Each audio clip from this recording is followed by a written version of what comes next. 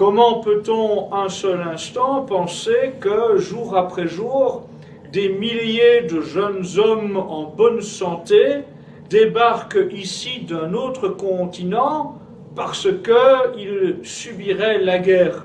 A-t-on jamais vu à travers l'histoire des jeunes hommes vigoureux abandonner leur famille, leurs parents, leurs épouses, leurs enfants, lorsqu'une guerre se profile à l'horizon, pour trouver le confort à des kilomètres de là?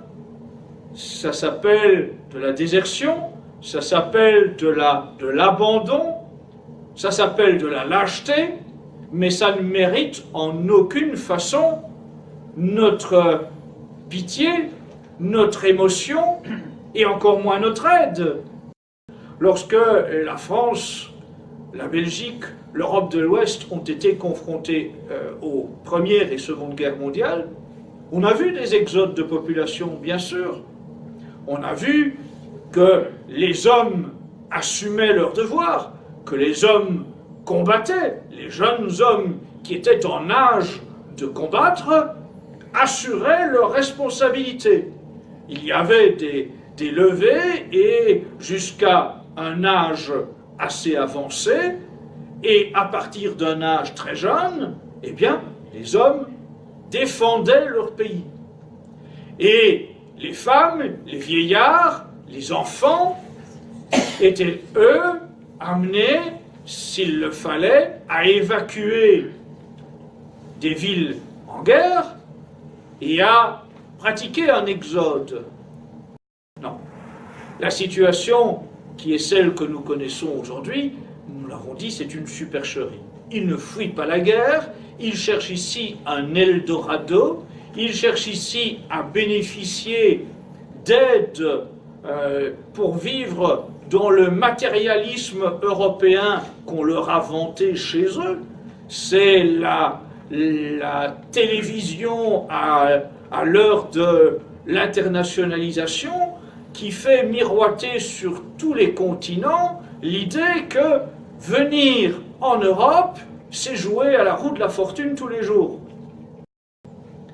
C'est le constat aussi que notre population vit de plus en plus dans la misère.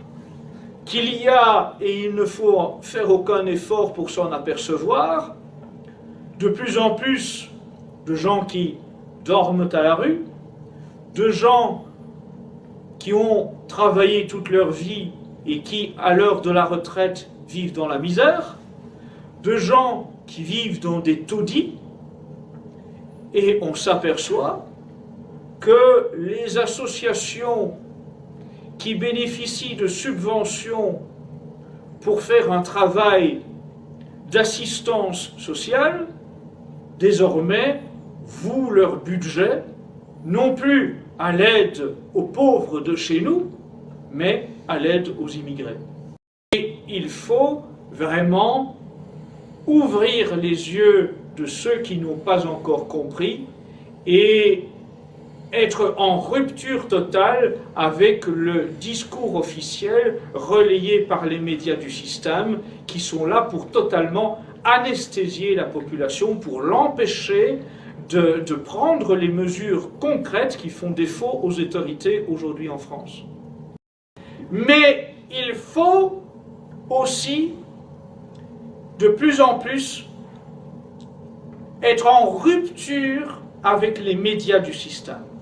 Ça, c'est aussi une étape indispensable, c'est répandre autour de nous cette compréhension des événements qui impose de couper court avec tous les médias du système. Pour retrouver de la volonté, il faut que le français se réoxygène l'esprit et se guérisse du virus qu'il a chopé et qui est entretenu jour après jour par les médias du système, qui l'aveugle et qui l'anesthésie et l'empêche de se battre. Tant qu'on n'aura pas libérer les Français de ce carcan dont ils sont prisonniers volontairement, ils resteront d'une façon ou d'une autre dans le troupeau que l'on conduit à l'abattoir.